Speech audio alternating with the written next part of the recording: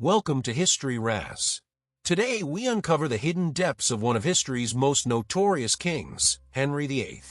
Beyond the pageantry and power, we dive into his twisted psyche, exploring the fears, desires, and obsessions that shaped England's fate. Stay tuned for a psychological journey into royalty.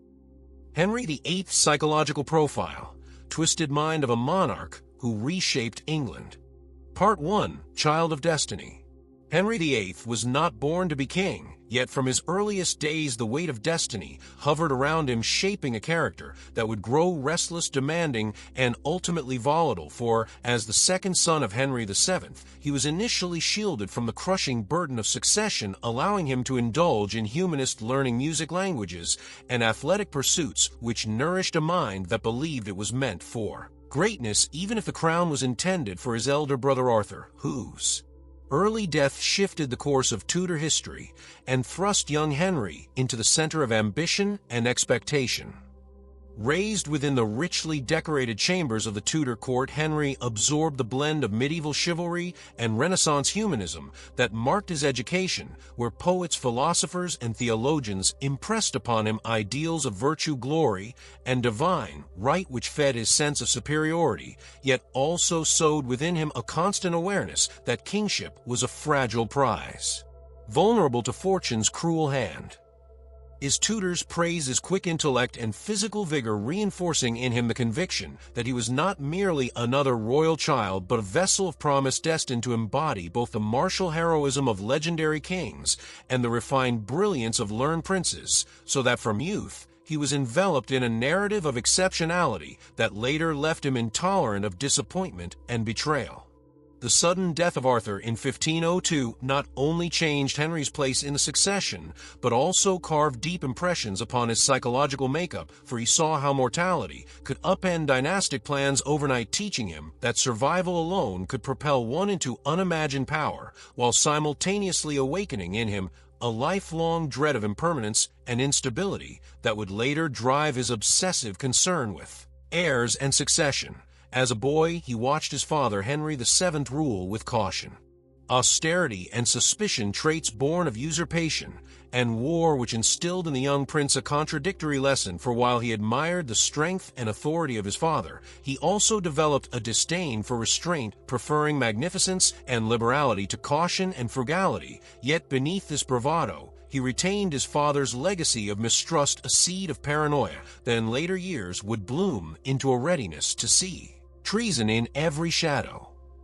Henry's boyhood was filled with indulgence compared to the strict discipline Arthur endured. Since Henry was never expected to inherit the crown, this early freedom nurtured in him a taste for pleasure and gratification, which became central to his adult psyche. His love of jousting, hunting, music, and courtly display sprang not merely from youthful vigor, but from a psychological framework that linked enjoyment with entitlement, believing that his personal desires carried divine sanction. The court around him reinforced this image, constantly telling him he was destined for greatness, that his will was the pulse of God's design, which laid the groundwork for a personality in which ego and spirituality became dangerously entangled, leaving little room for humility or compromise.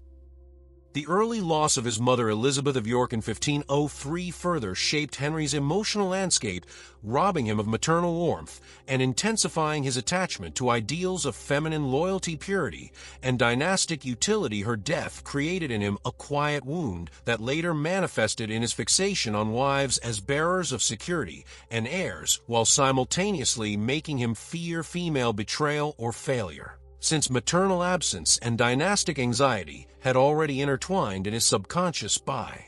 adolescence, Henry thus entered adulthood with a unique mixture of charm and hidden turbulence, outwardly confident, dazzlingly handsome, and erudite, yet inwardly marked by lost paranoia and the awareness that fate could at any moment strip away what seemed assured. As he matured, Henry cultivated the courtly persona of the Renaissance prince, excelling in music, composing ballads, and playing instruments, while dazzling foreign visitors with his athleticism and command of languages. Yet this display was never merely pastime. It was the psychological assertion that he embodied perfection, that he was superior to rivals both domestic and foreign, and that he deserved not only kingship, but admiration bordering on worship from those around him. Such self-fashioning helped mask insecurities left by the sudden shifts of fortune in his youth, yet it also created a psychological dependence on admiration, meaning that Henry's sense of self-worth became tied to constant validation from courtier subjects and foreign ambassadors, a hunger that grew insatiable once he ascended the throne. The cultural environment of early Tudor England further reinforced Henry's self-conception as a child of destiny, for he was surrounded by a dynastic narrative of renewal following the Wars of the Roses. The Tudor monarchy was presented as divinely chosen to heal England's divisions, and Henry internalized this myth so deeply that he believed any obstacle to his personal desires, whether papal opposition, parliamentary resistance, or marital discord, was not merely an inconvenience but an affront too.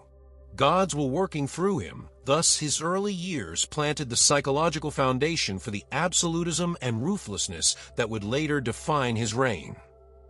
Observers of the young Henry often described him as golden radiant and vigorous, yet beneath the shining image lay a boy who had experienced death at close quarters, who knew the fragility of dynastic security, and who had been pampered into believing his will was sacred. This combination created a psyche both radiant and brittle, outwardly majestic, but inwardly terrified of loss and humiliation, a contradiction that explains the oscillation in his adult character between charm and cruelty, magnificence and insecurity. The sudden thrust into heirship followed by coronation at a young age meant that Henry did not gradually grow into authority, but rather was catapulted into it, leaving him psychologically unprepared for the burdens of kingship, even as he relished its pageantry and power. Thus, the psychological portrait of Henry VIII in childhood and youth is one of a prince shaped by indulgence and destiny, but scarred by sudden shifts of fortune and loss. His character became a tapestry woven from chivalric ideals, humanist learning, dynastic anxiety, and personal indulgence, creating a foundation both dazzling and dangerous for a future monarch who would never tolerate denial and who would wield power as though it were the natural extension of his own desires. This early blend of charm, insecurity, privilege, and trauma would remain at the heart of his psyche, propelling the decisions that would later fracture church, crown, and family. Yet in his youth it appeared as mere vitality, brilliance, and grace, a golden boy who already believed himself chosen by God, but who carried within him the seeds of a twisted mind destined to darken with age and power.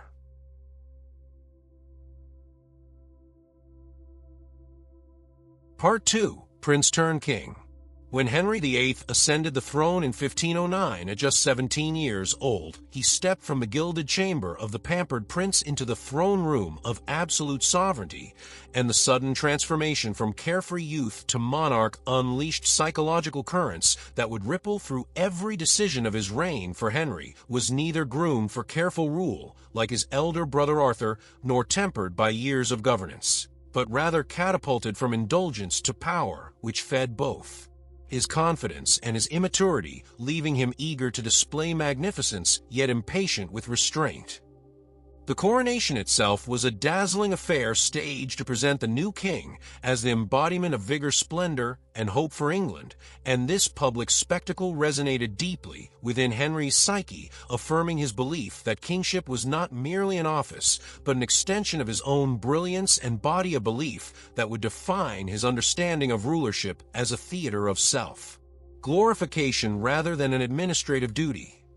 In his earliest acts, Henry sought to distance himself from the austere frugality of his father, Henry VII, who had ruled with suspicion and tight control over finances and nobility. Instead, the young king moved to restore confiscated lands, reduce unpopular taxes, and surround himself with trusted companions whom he elevated to positions of influence. Decisions that projected generosity and confidence, but were psychologically rooted in his hunger for popularity and adulation rather than caution and foresight.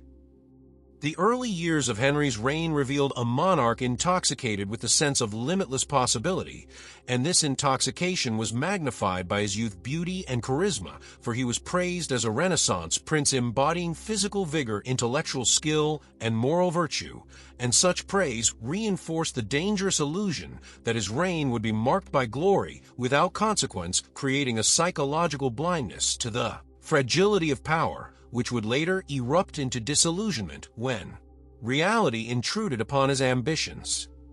Marriage to Catherine of Aragon in the very first months of his reign provided Henry with both legitimacy and emotional satisfaction, for she was the widow of his late brother Arthur and daughter of the Spanish monarchs Ferdinand and Isabella, a union that linked England to one of Europe's most powerful dynasties. Yet for Henry this was not simply a diplomatic arrangement, it was a confirmation of destiny, a divine seal, that God had chosen him to unite dynasties and continue the Tudor line, and this conviction would intensify the anguish he later experienced when the marriage failed to produce a male heir.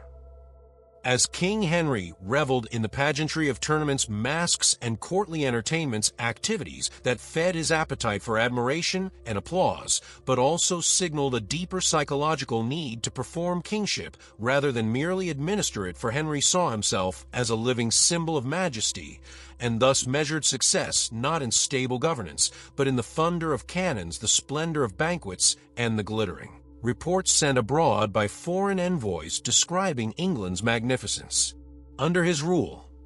the projection of youthful confidence masked an inner uncertainty. However, for Henry was aware that his claim to the throne rested on the relatively new Tudor dynasty, which only decades earlier had seized the crown at Bosworth, and though his father had consolidated power through shrewd politics, Henry VIII carried within him the shadow of potential challenge. This awareness of dynastic vulnerability planted seeds of defensiveness that would later grow into suspicion and brutality whenever he perceived disloyalty or weakness around him. The psychological strain of sudden kingship also revealed itself in Henry's reliance upon advisors whom he alternately elevated and discarded with striking swiftness. Figures such as Thomas Wolsey rose to prominence not only for their administrative competence, but because Henry projected onto them his own grand designs, seeing them as instruments of his will rather than independent counselors. This reliance displayed both Henry's charm and his volatility, for he expected absolute devotion and success from his ministers, yet when circumstances soured, he swiftly turned on them, punishing them as scapegoats for failures that in truth stemmed from his own impatience or unrealistic ambition. Such dynamics underscored the duality of Henry's psyche as king. Outwardly confident and commanding, yet inwardly fragile and unwilling to shoulder blame, his early reign therefore established the pattern of alternating indulgence and cruelty that would intensify with age.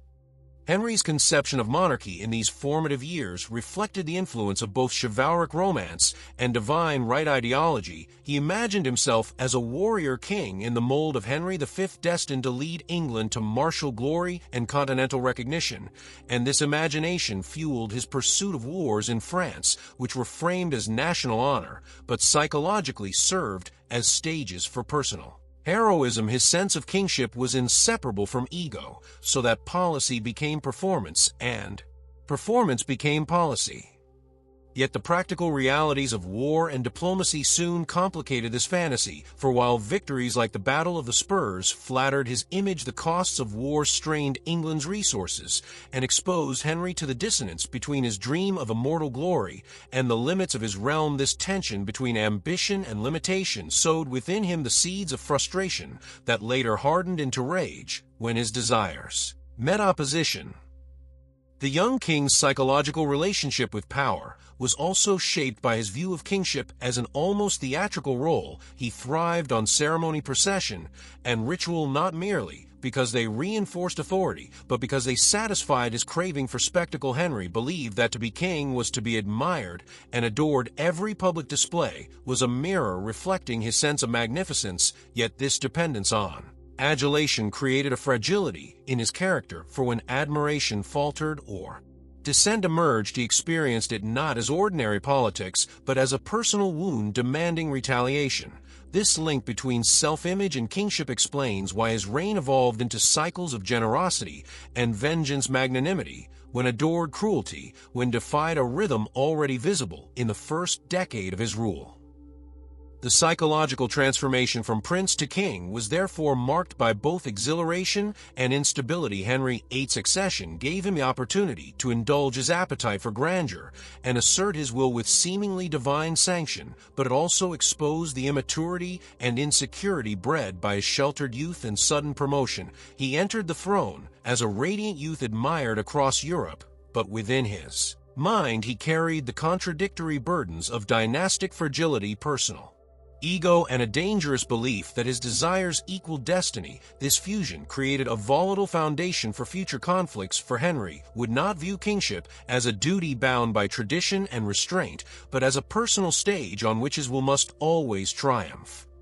The psychological portrait of Henry in the first years of kingship is thus that of a young man intoxicated with glory, unable to perceive the limitations of power, and already laying the emotional and ideological groundwork for the ruthless decisions that would scar both church and state in the decades to follow.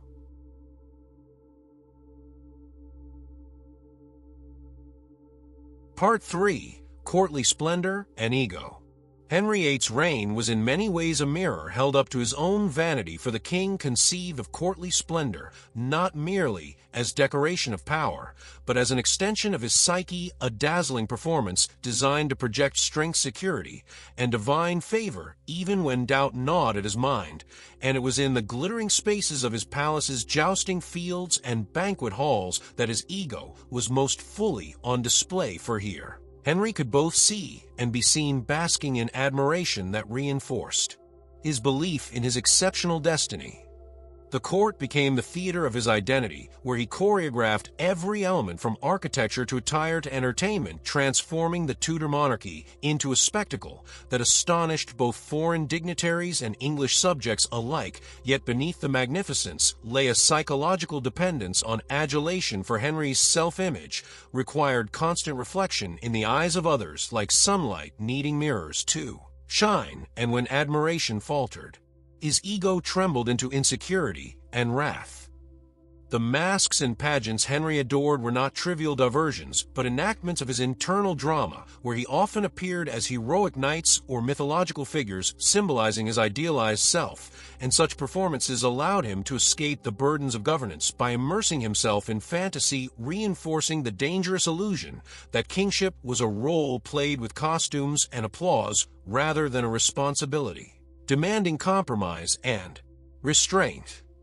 The richness of courtly display also extended to fashion and physical presence, for Henry spent lavishly on garments embroidered with gold thread, precious jewels, and rich silks, not solely to project wealth, but to affirm his bodily centrality to kingship, since he saw his body as both symbol and vessel of authority, its strength and beauty equated with divine favor, while any sign of weakness or decline threatened to unravel the psychological edifice he had built upon admiration. In his youth, his towering stature, broad shoulders, and handsome features drew awe from courtiers and ambassadors alike, cementing his belief that he was a monarch set apart. Yet this reliance on physical appearance to validate majesty would later torment him, as age, obesity, and injury eroded the image he had so carefully cultivated. The architecture of his reign reflected this same psychology, with the construction and embellishment of palaces like Hampton Court, not merely for practical residence, but for symbolic domination, spaces designed to overwhelm visitors with grandeur and convince them that Henry was a ruler ordained by God to live above ordinary men. And these environments of magnificence reinforced the court as an extension of his ego, where those admitted into his presence functioned as living witnesses to his glory. For courtiers' survival depended on participation in this theater of splendor, showering him with praise and mirroring his fantasies, which in turn deepened Henry's conviction that adulation was not flattery but truth, and thus whenever dissent or criticism pierced this golden bubble, it was perceived by him as betrayal or treason, confirming the psychological danger of surrounding himself only with voices that echoed his self-image. The justs he rode with ferocious energy symbolized more than sport, for to Henry they were bodily enactments of his right to rule, expressions of vigor, masculinity, and knightly virtue, in which triumph on the tilt-yard became proof of divine favor, while any injury or defeat resonated as a crack in the mirror of His Majesty, and the king's growing obsession with such spectacles revealed the depth of his dependence on public performance as a source of psychological stability. The courtly magnificence also had a political dimension, yet Henry's interpretation of politics was filtered through his ego, for alliances and negotiations were often staged with the same theatricality as banquets and tournaments, making diplomacy an extension of his personal glory rather than the pursuit of national interest. Thus, victories were less about strategic gain than about image, while setbacks were experienced less as state failures than as personal humiliations, feeding his growing paranoia against advisors or foreign powers who obstructed his will. Flattery became the currency of survival in Henry's world, for the court operated as a hall of mirrors where everyone reflected the monarch's brilliance, and Henry himself grew addicted to this reflection, mistaking it for reality and insulating himself from uncomfortable truths. This reliance on praise eroded his ability to tolerate contradiction or compromise, since the court had conditioned him to expect constant affirmation, and any deviation from it ignited suspicion, fury, or ruthless punishment. Psychologically, Henry came to equate splendor with legitimacy, believing that the magnificence of his court signaled divine blessing and dynastic strength, even though this belief was built on fragile foundations of wealth extracted through taxation and the manipulation of noble patronage, so that beneath the gold-threaded costumes and glittering feasts lay the anxieties of a king who knew the Tudor dynasty's roots were shallow and that splendor had to compensate for insecurity. This paradox between the brilliance of display and the fragility of legitimacy intensified his dependence on performance as kingship became less about governance and more about spectacle. He transformed into both actor and audience, craving the intoxication of admiration and resenting the intrusion of reality whenever fiscal burdens, religious crises, or political dissent disrupted the show. Yet instead of adjusting his vision, Henry doubled down on magnificence, demanding more feasts, more palaces, more rituals, in an effort to drown out in excess. The result was a psyche increasingly unable to separate personal ego from the machinery of the state, for Henry's projection of splendor consumed resources and lives, yet he justified it as necessity, because in his mind the glory of the monarch was the glory of England itself, so that any threat to his image was equated with treason against the realm, fueling the pattern of paranoia and vengeance that marked his later years. Thus, Henry VIII's courtly splendor was not merely a reflection of Renaissance tastes, but psychological construction designed to sustain his ego in the face of dynastic fragility and personal insecurity. The pageantry of his reign was as much therapy as politics, a gilded mask covering the vulnerabilities of a man who feared decline, humiliation, and mortality, yet could not imagine kingship as anything less than divine magnificence embodied in his person. This obsession with splendor nurtured the twisted mind that would later sacrifice loyalty, religion, and even wives to preserve the illusion of glory for a monarch who had come to believe that without applause and admiration he would cease to exist as king, or perhaps as Henry himself.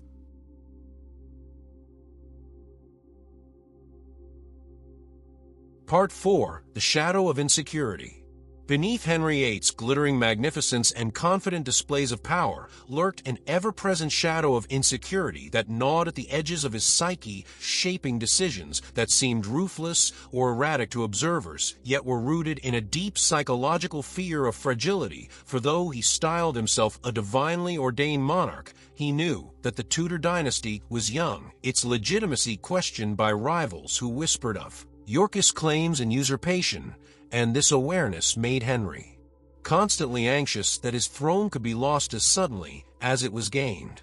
Dynastic insecurity was amplified by his obsession with heirs for the death of his elder brother Arthur, and his own sudden rise had taught him that the line of succession was perilously fragile, and thus the failure of Catherine of Aragon to provide him with a surviving male child was not merely a personal disappointment, but a psychic wound feeding into his fear that God had cursed his reign, or that fate might snatch away the crown from his descendants. Each miscarriage, each stillbirth, each infant death became more than private grief. It was perceived by Henry as a cosmic warning, a threat to the permanence of his dynasty, and this internal anxiety drove him to extremes in pursuit of certainty, transforming his marriages into battlegrounds of legitimacy and turning his conscience into a theater of torment and rationalization.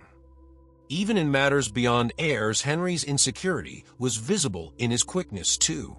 Suspect betrayal for his early reign had shown him how courtiers flattered him while secretly pursuing their own ambitions, and he came to interpret even small acts of disobedience or hesitation as treasonous reflections of disloyalty, feeding a paranoia that erupted into executions of men who had once been closest to him, from trusted counselors to beloved companions. The psychological roots of these fears lay not only in dynastic fragility, but also in Henry's personal conception of kingship as inseparable from his own identity, meaning that any threat to the stability of the crown was experienced as a threat to his very self, so that insecurity became an ever-present companion, manifesting in alternating bouts of generosity and cruelty as he sought both to win love and to crush defiance. The memory of his father, Henry VII, also cast a long shadow, for though the elder king had secured the dynasty by caution, thrift, and careful control, he had never fully escaped the stigma of being a usurper, and Henry VIII inherited both the throne and the suspicion that his family's claim might one day unravel. This awareness lurked beneath his magnificence, compelling him to display grandeur as a shield, yet leaving him haunted by the possibility that splendor alone could not silence doubt. Even his relationships with wives and courtiers revealed this insecurity, for he demanded absolute loyalty and constant affirmation, not because he was always confident, but because he feared what lay beneath the mask of certainty. And thus, when wives failed to bear sons or ministers failed to deliver victories, he reacted with fury, not merely from disappointment, but from fear that they had exposed his vulnerability to the world. This psychological fragility helps explain the oscillation of Henry's character between charm and terror, for when he felt secure, adored, and triumphant, he radiated generosity and charisma, but when reminded of mortality or challenged by dissent, he lashed out with destructive rage, desperate to reassert control and silence the insecurities that whispered beneath his golden crown. The shadow of insecurity was therefore not an incidental aspect of his mind, but the core that shaped his paranoia, his obsession with heirs, his dependence on flattery, and his ruthless purges. For Henry VIII lived not as a monarch secure in divine right, but as a man haunted by the possibility of failure, a fear that no splendor, no wife, no minister could ever fully banish. Part 5. Obsession with control. Henry VIII's reign reveals a monarch whose psyche was dominated by an obsession with control, an unrelenting need to bend every sphere of life, political, religious, and personal, toward the orbit of his own will. For having been raised in an atmosphere that celebrated his magnificence and then thrust into power at a young age, he came to equate authority with personal dominance and believed that yielding in any matter would expose weakness or threaten his legitimacy. Thus, compromise was rarely an option for him. Instead, he pursued absolute mastery over those around him, and this fixation gradually hardened into tyranny. In politics, Henry demanded obedience from ministers, yet he simultaneously relied upon them to execute his grand visions, creating a paradox where figures like Thomas Wolsey or Thomas Cromwell were granted vast influence only so long as they perfectly enacted the king's desires, but once they faltered or appeared to outshine him, Henry turned upon them with merciless swiftness, for he could not tolerate the idea of dependence nor the suggestion that another man held power equal to his own. In religion, his obsession with control reached its most dramatic form, for when the Pope refused to annul his marriage to Catherine of Aragon, Henry interpreted it not merely as an ecclesiastical obstacle, but as a personal defiance of his will, and rather than accept limitation, he shattered England's centuries-long allegiance to Rome, establishing himself as supreme head of the Church of England, a move that was not only political but profoundly psychological, for it affirmed his conviction that his will was divine, that no authority, earthly or spiritual, could restrain him. This conflation of personal desire with divine sanction epitomized the dangerous union of ego and control in Henry's mind, for he saw not just obedience, but submission to his will as sacred duty, and thus anyone who resisted, whether wives who questioned him, courtiers who doubted him, or commoners who rebelled, were not merely disobedient subjects but blasphemous traitors who had dared to challenge God's chosen vessel. In his personal life, this obsession was most painfully visible in his marriages, for Henry demanded not only fertility from his queens, but also emotional compliance, expecting them to embody both loyalty and docility while producing the male heirs he craved, and when wives failed to meet his standards, whether through barrenness, defiance, or rumor of betrayal, he sought to erase them from his life through annulment or execution, as though control over their fates would restore his shaken sense of mastery over destiny itself. This psychological need for dominance extended into his court culture, where elaborate rituals of access and service emphasized hierarchy, reinforcing Henry's position as the central sun around which all must revolve. Courtiers competed for his favor in elaborate displays of loyalty, and Henry delighted in this dynamic, for it affirmed his sense of supreme importance, yet it also bred suspicion, as he began to interpret ambition among nobles as threats rather than service, leading him to eliminate those who appeared too independent or insufficiently submissive. Even in war, Henry's obsession with control was evident, for while he dreamed of conquest and glory, his campaigns were often more about asserting mastery over rivals than achieving sustainable victories, and when military realities contradicted his fantasies, he grew enraged at commanders or diplomats who failed to deliver triumph, blaming them for limitations that he could not reconcile with his vision of absolute power. The psychological roots of this obsession lay in his childhood experiences of loss and dynastic fragility, combined with the intoxicating validation of his youthful kingship for having once felt the precariousness of succession and the burden of producing heirs. Henry resolved that nothing would be left to chance, that every realm of life must bend to his command, and thus the more his insecurities grew, the tighter his grip became, producing a reign in which personal will reshape church, law, marriage, custom, diplomacy, and even conscience. Yet this very obsession with control revealed his underlying fragility, for a truly secure monarch might have tolerated dissent or compromise, while Henry's inability to endure opposition betrayed how deeply he feared losing authority. His tyranny was therefore not simply cruelty, but the defensive armor of a man haunted by the possibility that without total obedience the Tudor edifice might crumble beneath him. Henry VIII's psyche thus emerges as that of a man who transformed insecurity into domination, channeling fear into control, and in doing so left behind a legacy of political upheaval, religious fracture, and personal tragedy, all born from the relentless demand that the world conform to the desires of one man. Part 6. The Great Matter. The episode historians call the Great Matter was in truth a crucible for Henry VIII's psyche, for it forced into the open all the insecurities and obsessions that had long simmered beneath the golden mask of magnificence, and transformed them into decisions that would alter England forever. For at its core, the matter of Henry's desire to annul his marriage to Catherine of Aragon was not merely a dynastic question, but a psychological crisis that fused his terror of extinction with his craving for control and his belief in divine sanction. Years of childbearing disappointment had left Catherine with only a surviving daughter, Mary, and to Henry this outcome was intolerable, not only because he longed for a male heir to secure the Tudor succession, but because every failure seemed to confirm his hidden fear that God had cursed his union, or that fate conspired against his dynasty. Thus the problem of succession became a personal torment that gnawed at his mind day and night, undermining the very image of divine favor on which he built his authority.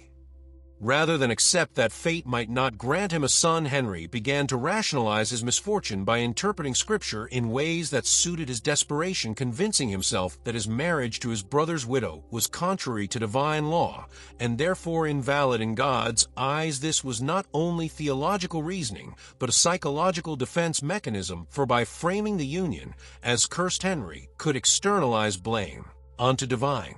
prohibition rather than confront the possibility of his own inadequacy as a father or husband. Yet when he appealed to Rome for annulment, and the Pope hesitated, Henry encountered a rare moment of resistance to his will, and it is here that the psychological patterns established in his youth became decisive, for Henry was incapable of accepting denial. He saw the papal refusal not as a jurisdictional complication, but as a direct affront to his authority, a humiliating rejection that threatened his self-conception as God's chosen ruler, and thus his frustration grew into fury until compromise became unthinkable. Catherine herself embodied the challenge to his control, for she was dignified, steadfast, and unyielding, refusing to admit that her marriage was unlawful, and her defiance stung Henry deeply, for it was not only the obstinacy of a queen, but to him a betrayal of the marital duty to obey a husband and monarch. Her resistance exposed Henry's fear that women could undermine him, and deepened the association in his mind between feminine failure and dynastic disaster, fueling the harshness with which he later disposed of wives who disappointed him. The long years of argument, debate, and delay over the annulment corroded Henry's patience and reshaped his inner world by teaching him that traditional structures of authority could not guarantee the satisfaction of his will, and from this realization emerged the revolutionary idea that he must make himself supreme in all matters, spiritual and temporal, for if Rome could deny him, then he would make England Rome, and himself its pope. This psychological leap from petition to absolutism demonstrates the depth of his obsession with control and his inability to endure limitation.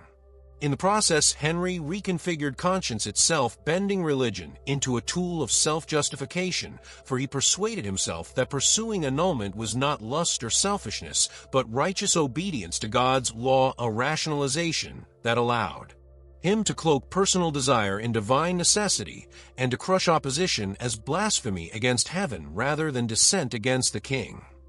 The Great Matter also revealed the theatricality of Henry's psyche, for he staged elaborate arguments before theologians, judges, and parliamentarians, turning his private anxiety into a public drama that consumed the kingdom, and in doing so, he transformed his marital troubles into a national crisis, intertwining his personal ego with the fate of a realm until no distinction could be made between Henry's desires and England's destiny. The consequences of this psychological struggle were catastrophic, for in breaking with Rome, Henry unleashed a storm that tore apart the unity of Christendom. In England, dissolved monasteries and reconfigured the spiritual life of his people. Yet in his own mind, he was not a destroyer, but a savior who had rescued his kingdom from papal tyranny and secured the future of his dynasty, thereby turning personal obsession into national revolution.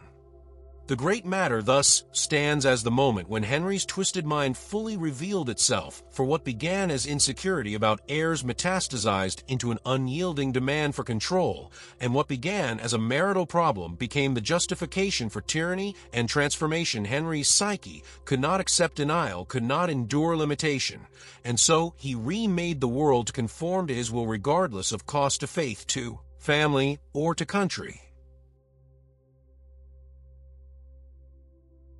Part 7. Paranoia and Betrayal. If the Great Matter exposed Henry VIII's inability to tolerate denial, the years that followed revealed how this trait metastasized into a full-blown paranoia that drove him to see betrayal everywhere and to answer it with ruthless finality. For once Henry had broken with Rome and remade England's religious and political structures in his own image, he lived in a world where loyalty could never be assumed but had to be constantly proven, and the more he demanded it, the more fragile it seemed to him,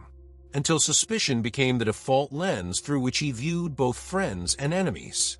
Paranoia is most vividly illustrated in Henry's treatment of those closest to him, for the very advisors and companions who had once been lifted into favor found themselves discarded and destroyed once Henry suspected hesitation or disloyalty. Thomas More, who would serve him with brilliance, fell when he would not affirm the king's supremacy over the church's silence, interpreted not as conscience but as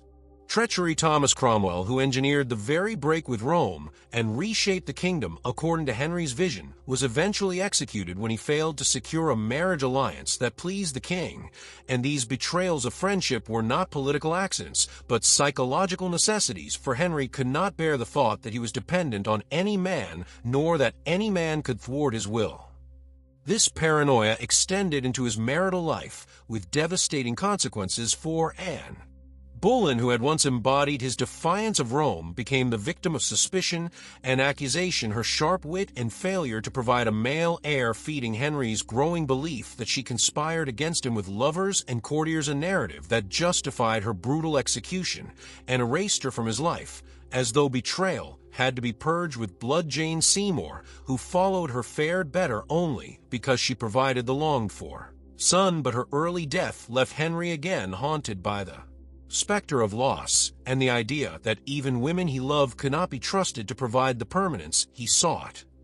Henry's paranoia did not arise from pure delusion, but from the real instability of his world, for Europe saw him as a schismatic monarch. The Pope excommunicated him, rebellions flared in the north, and rival claimants to the throne whispered in shadows, yet Henry internalized these dangers in ways that magnified them, perceiving every hesitation, every whisper, every silence as betrayal, so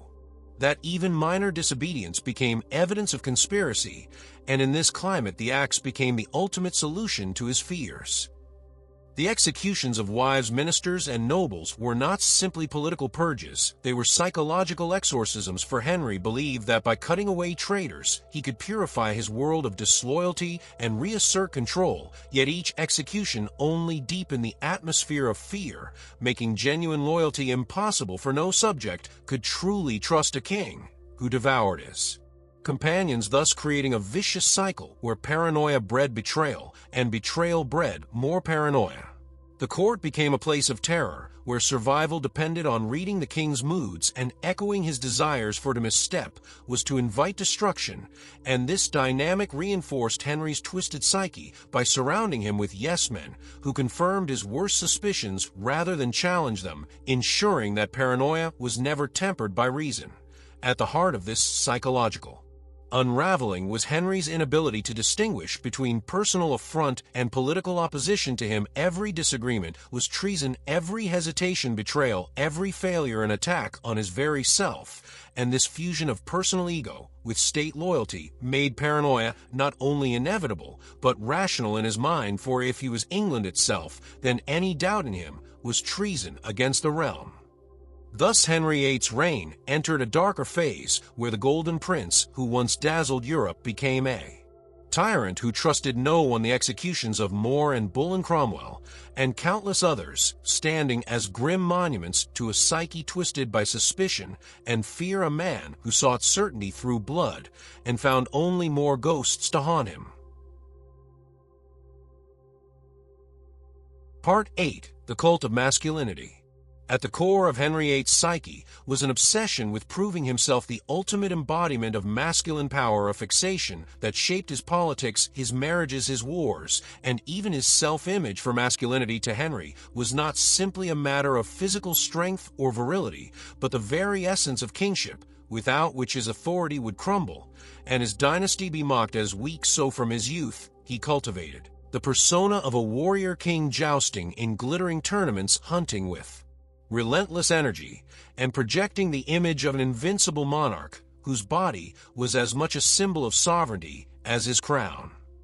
This cult of masculinity was intertwined with his obsession for male heirs, for to father a son was the ultimate validation of manhood in Tudor culture, confirming not only his personal potency, but also his dynasty's endurance, and thus each failed pregnancy or stillbirth in his marriages struck Henry at the heart of his identity, leaving him wounded not just as a husband but as a man, leading him to lash out against wives he deemed inadequate and to grasp at new unions that might restore his pride. Even his political decisions were colored by this drive to prove his virility, for Henry pursued wars in France, not because they offered genuine strategic advantage, but because they allowed him to display martial vigor to his people and rivals alike. Yet the mixed results of these campaigns often left him frustrated, fueling further insecurities and reinforcing his need to overcompensate in other ways through extravagant court spectacles and grand displays of dominance. The cult of masculinity also shaped his treatment of male courtiers, for Henry surrounded himself with handsome, athletic companions who reflected his idealized self-image, but the moment any man appeared to rival him in prowess or popularity, Henry's envy turned to hostility, ensuring that he alone remained the supreme figure of masculine authority at court, and this explains his readiness to cut down even beloved companions if their shine threatened to eclipse his own.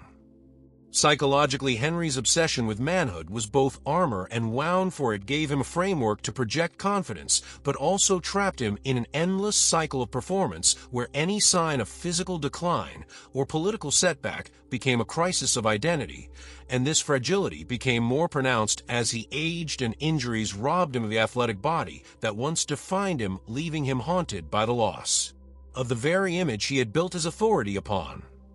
The jousting accident of 1536, which left him with a chronic leg wound, marked a turning point in this regard, for not only did it cause him constant pain and limited mobility, but it shattered the illusion of invincibility, forcing Henry to confront the erosion of his virile persona, and from this moment his insecurities deepened, his temper worsened, and his paranoia sharpened, as if the weakening of his body threatened the collapse of his very kingship.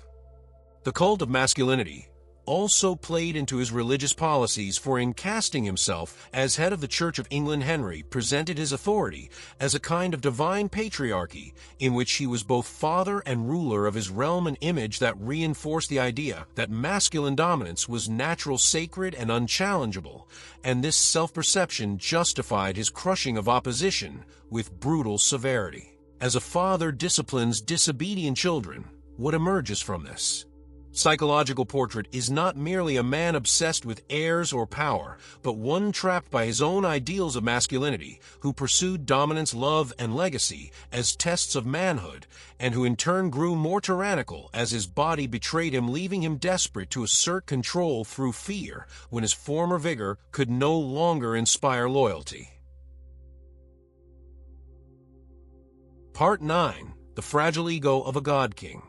Henry VIII cultivated the image of a monarch whose authority was absolute, whose word carried the weight of divine will, and whose throne rested not on negotiation, but on unquestionable supremacy. Yet beneath this facade of omnipotence lay an ego so fragile that even the smallest resistance could wound him deeply and provoke disproportionate fury, for Henry had grown up in a court where he was adored as the Golden Prince, and this early environment conditioned him to expect endless praise and deference. So when adulthood brought the harsher realities of politics, betrayal, and disappointment, his psyche recoiled in anger and denial rather than adaptation. To maintain the illusion of godlike authority, Henry surrounded himself with flattery, demanding that his courtiers echo his desires, his wives embody his ideals, and his subjects revere him as God's anointed. But this ceaseless need for affirmation revealed an inner insecurity, for if his power were truly unquestionable, it would not need such constant reinforcement, and thus the very rituals of praise that defined his court betrayed the weakness they sought to conceal. Every challenge to his will, no matter how slight, was interpreted not merely as opposition, but as sacrilege, for Henry fused his personal identity with the sacred office of kingship so fully that to doubt him was to doubt God, and this conflation magnified his ego's vulnerability, making compromise impossible and mercy rare, as his pride demanded retribution to heal every bruise to his authority. This fragile ego explains his extreme volatility in relationships, for wives who once pleased him could quickly become objects of scorn the moment they failed to meet his lofty expectations, and ministers who once guided his vision were discarded if they faltered in execution of his will. Henry's love turned to hatred with alarming speed, because admiration was the only balm that kept his sense of godlike self intact, and any withdrawal of it was intolerable. The creation of the Church of England itself can be seen as the ultimate act of ego preservation, for when Rome refused to grant him annulment, Henry could not accept denial, for to submit would have shattered the divine aura he had built around himself. So rather than compromise, he restructured the spiritual order of his realm to ensure that his ego would never again be vulnerable to an outside authority, and in doing so he placed himself as both king and God figure to his people. Yet the paradox of this fragile ego was that the more power Henry seized to protect it, the more brittle he became, for unchecked authority left him increasingly isolated from genuine counsel, so that his worldview shrank to the size of his own desires and fears, amplifying his worst impulses without the tempering influence of contradiction, and this isolation bred further insecurity, compelling him to lash out more violently at perceived slights. His portraits reveal this psychological tension, for early depictions present a youthful, athletic king radiant with confidence, while later paintings depict a bloated figure dressed in layers of finery, a man encased in symbols of authority, as though the weight of jewels and fabrics could substitute for the vigor he had lost, and the shift in imagery mirrors the collapse of his inner certainty as he relied more on appearances to sustain the illusion of invincible majesty. The fragile ego of Henry VIII thus emerges not as a contradiction to his power, but as its foundation, for it was precisely his insecurity that drove him to seek absolute control, his fear of humiliation that inspired his ruthless dominance, and his inability to tolerate doubt that transformed him from a promising prince into a tyrant who destroyed friends, wives, and ministers alike in a desperate effort to preserve the illusion of godhood. Part 10. The Tyrant's Body, Decay and Obsession. Henry VIII's body was not merely a vessel, but a stage upon which his identity, his kingship, and his insecurities played out. And as that body began to betray him with age and injury, his psyche spiraled into a deeper darkness, where physical decline became synonymous with the loss of authority, for from his youth, Henry had tied his legitimacy to athleticism, his justs, his hunts, his dances, all proclaiming vitality and dominance. Yet the accident of 1536 that left his leg mangled marked the collapse of this identity, as the once vigorous monarch was now plagued by constant pain ulcers and restricted mobility, a reality that gnawed at his pride. This injury did not only limit his movements, it also became a symbol of mortality, a reminder that the godlike figure he projected was mortal after all, and this realization shook his mind, for Henry equated masculinity with strength and fertility, so as his body swelled with obesity, and his virility seemed threatened, he feared not just physical death, but the death of the image that sustained his reign. In response, he overcompensated with ritual and display, increasing the pomp of court, the layers of gold and jewels, the magnificence of ceremony, as if clothing and spectacle could mask the decay beneath. But his courtiers, who smelled the infection of his leg and saw him carried on litters, could not help but recognize the frailty behind the finery, and Henry, sensing their hidden judgments, grew more paranoid, more violent, more determined to assert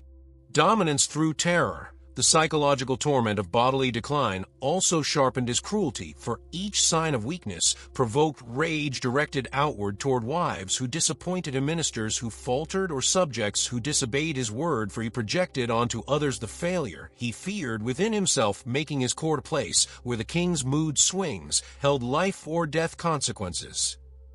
Food became both comfort and curse, as his gluttony fed his obesity, which in turn worsened his leg condition, creating a vicious cycle that left him trapped in his own body, a prisoner of appetite and pain. Yet Henry refused to accept this decline, publicly still insisting upon divine favor and demanding artistic representations that showed him broad-shouldered, imposing, and magnificent, a king whose body embodied power, even as the truth was otherwise. The decay of his body also heightened his obsession with succession, for the more he felt mortality press upon him, the more desperately he clung to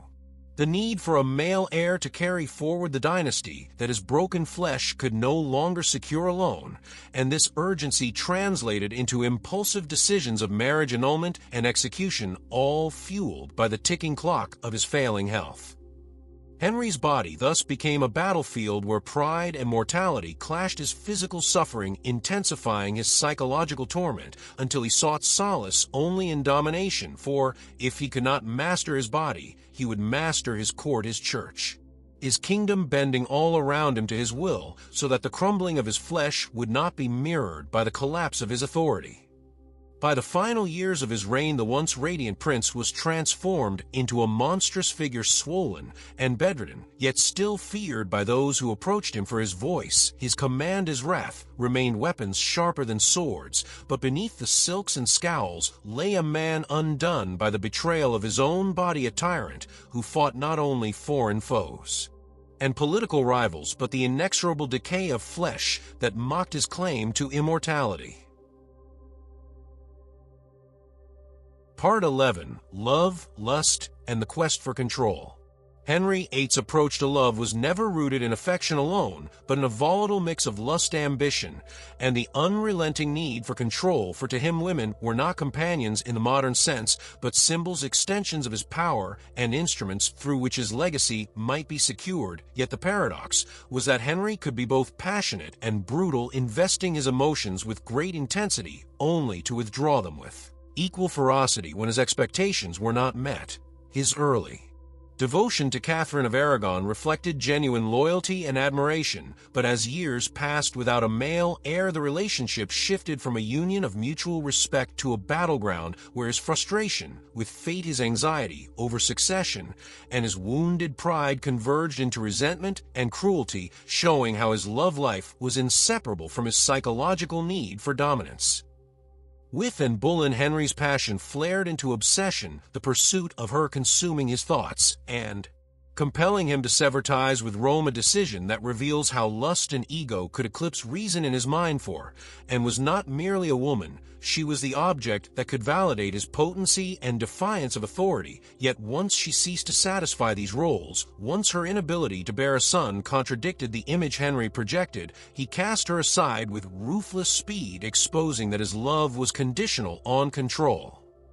Jane Seymour provided a moment of relief for Henry's restless heart. Her meekness, her obedience, her eventual delivery of a male heir, all aligning with the image of womanhood he demanded, and her death shortly after childbirth only intensified his idealization of her. For in death she remained forever perfect, untouched by the disappointments and power struggles that marred his other marriages, which demonstrates how Henry's psyche preserved control even over memory, reshaping Jane into the flawless queen he desired. His later wives revealed a further unraveling of his mind. For Anne of Cleves was rejected not because of her true character, but because she represented a loss of control, a marriage arranged by politics rather than passion, and thus a humiliation to his pride, while Catherine Howard's youth and beauty briefly reignited his lust. Yet when her infidelity shattered the illusion of his possession, he responded with savage retribution, as though destroying her could restore his wounded ego.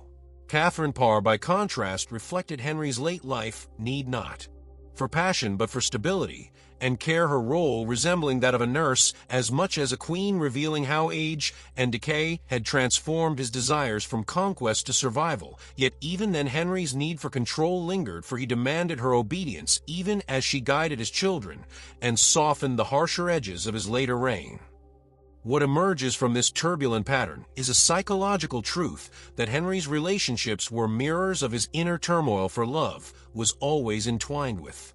power, lust always sharpened by ego, and intimacy always corrupted by the fear of loss or betrayal, so that women became battlegrounds upon which he fought wars of self-image, masculinity, and control, leaving behind not tender memories, but broken lives, and a legacy that cast him less as lover and more as tyrant, whose passion could never be separated from domination.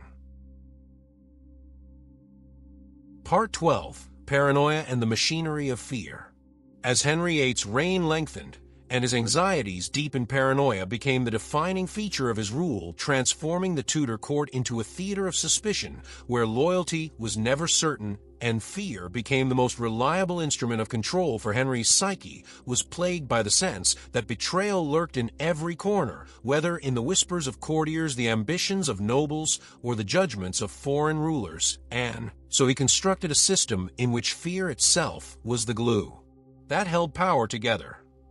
This paranoia was not entirely unfounded, for the legitimacy of his break from Rome, the precariousness of his succession, and the discontent simmering among both Catholics and Protestants gave rise to real threats, yet Henry magnified these dangers in his mind until they justified the creation of an ever-expanding machinery of surveillance, trials, and executions designed less to eliminate treason than to reinforce his authority through terror. The psychological toll of mistrust meant that once beloved allies such as Thomas More or Thomas Cromwell could be cast aside with little hesitation as soon as suspicion arose, for Henry convinced himself that betrayal was inevitable and that preemptive destruction of potential enemies was the only path to security, a pattern that reveals his mind's inability to reconcile trust with control. Fear became ritualized in the form of public executions, staged not merely as punishments, but as performances intended to demonstrate the cost of disobedience and to externalize Henry's inner obsession with power, for by projecting his paranoia outward, he sought to purify his court disloyalty, even as the very act of purging created new cycles of mistrust and anxiety that deepened the atmosphere of dread. Those closest to him lived in constant uncertainty, for the monarch's moods could shift without warning. A jest that failed to amuse a policy disagreement, or even the faintest hint of rivalry, could lead to ruin, making courtiers actors in a drama where survival required ceaseless vigilance, flattery, and the suppression of one's true thoughts, which in turn reinforced the king's sense that everyone wore masks and harbored secrets against him.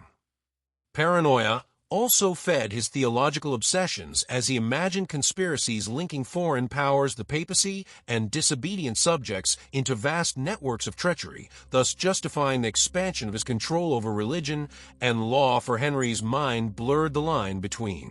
political reality and psychological projection, transforming every threat into evidence of divine testing and every act of repression into a form of self-preservation.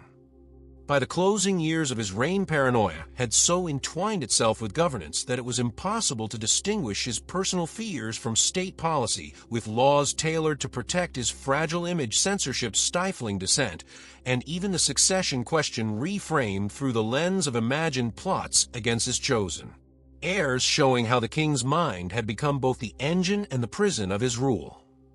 In truth, Henry's machinery of fear reveals less a rational strategy of kingship than a tortured psyche struggling against the shadows of doubt, where the destruction of others served as a temporary balm for the insecurity gnawing at him, leaving behind not stability, but a legacy of terror that ensured he would be remembered as much for the bodies he left behind as for the crown he preserved.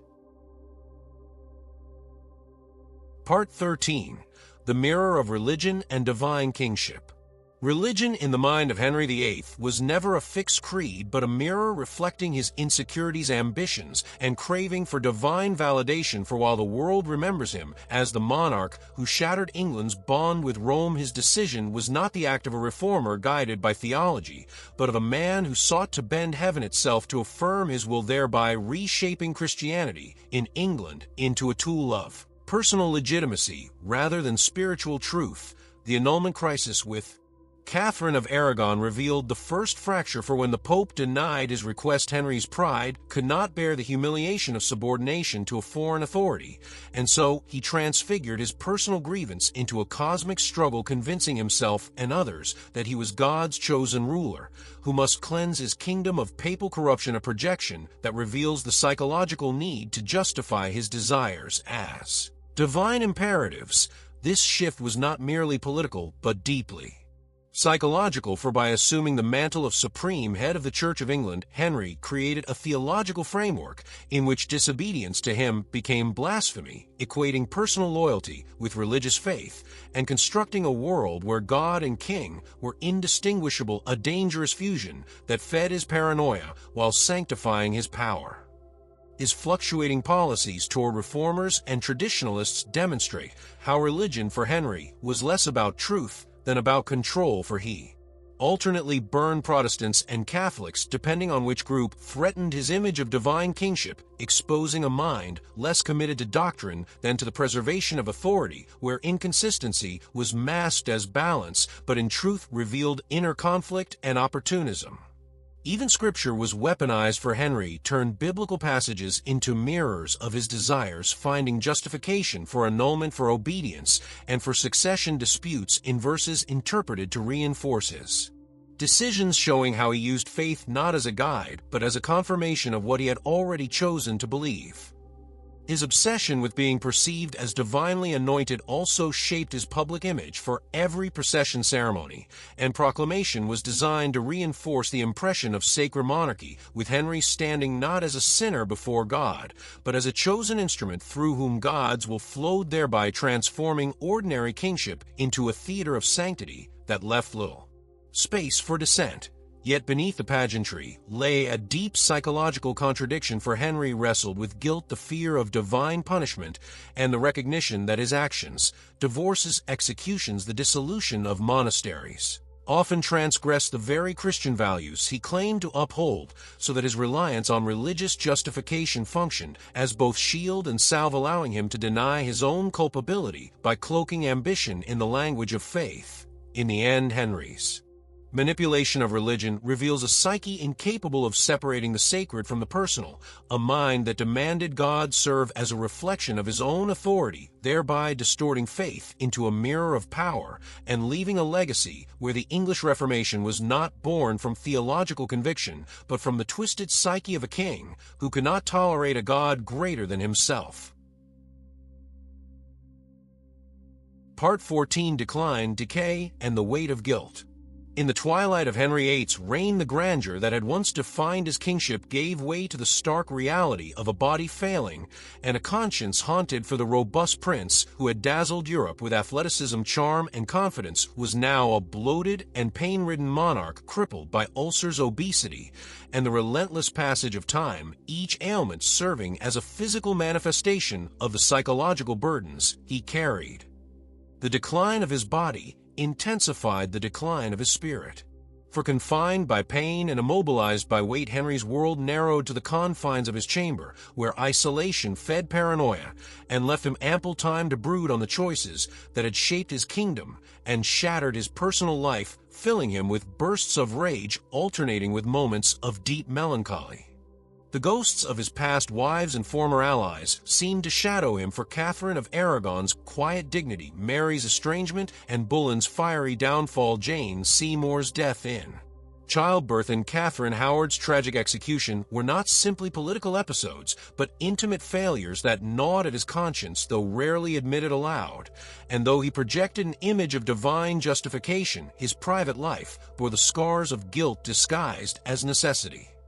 The execution of trusted servants like Thomas More and Thomas Cromwell also weighed heavily, for even a king convinced of his righteousness could not entirely silence the echo of their final words, nor the lingering awareness that their deaths had been demanded less by treason than by his own fear and wounded pride, making his chambers echo with the silence of absent voices once essential to his rule.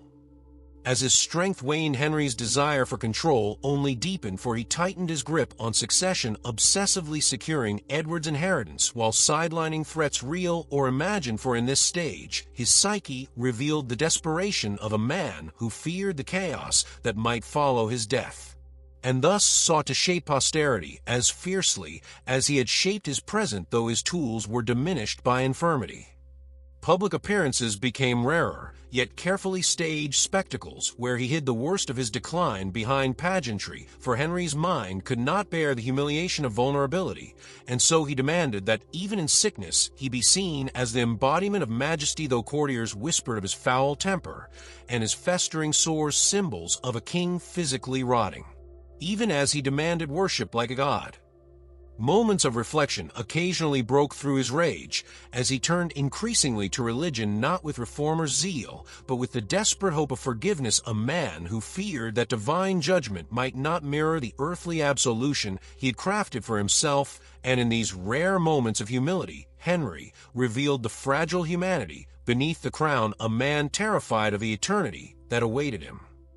Thus the final years of Henry's reign were Marked by a paradox of power and decay, for though he remained king in name, his body and conscience betrayed him, leaving behind a portrait of a man consumed by the very fears, ambitions, and desires that had once made him formidable, but now reduced him to a figure whose grandeur had collapsed into the weight of his guilt and the shadow of his mortality. Part 15. Legacy of a Twisted Mind. The legacy of Henry VIII endures not merely in the political institutions he reshaped or the religious divisions he ignited, but in the haunting psychological portrait of a ruler whose mind became the crucible of a nation's destiny. For his reign revealed the peril of absolute authority when fused with personal insecurity and unbridled desire, producing a monarch who could inspire loyalty through charm while simultaneously instilling terror through unpredictable cruelty. England's break with Rome. The dissolution of monasteries, the establishment of the Church of England, and the bloody oscillation between Catholicism and Reform that followed were not inevitable historical movements, but the consequences of a single man's psychological turmoil and need for control, meaning that entire generations lived and died under the shadow of one man's conscience and whims. The fractured succession he left behind with Edward's fragile reign, Mary's bloody attempt to restore Catholicism, and Elizabeth's eventual consolidation of Protestant power shows how his inability to resolve his obsessions over heirs and legitimacy left a nation steeped in uncertainty for decades, revealing that his inner chaos outlived him and shaped the very fabric of English identity.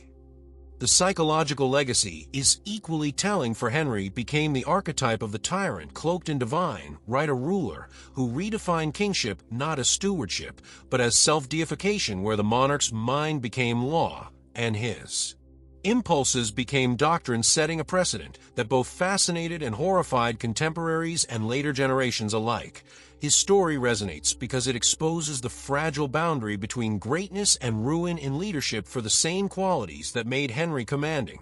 his charisma, his decisiveness, his ability to project strength, were the very traits that, when twisted by insecurity and obsession, produced tyranny, cruelty, and bloodshed, showing that the psychology of kings can alter the fate of nations. In cultural memory, Henry VIII survives as both a symbol of majesty and of monstrousness, the glittering pageantry of his court forever entwined with the brutal image of a king who destroyed wives, ministers, and institutions with equal fervor, leaving historians to debate not only his policies but the dark depths of his soul.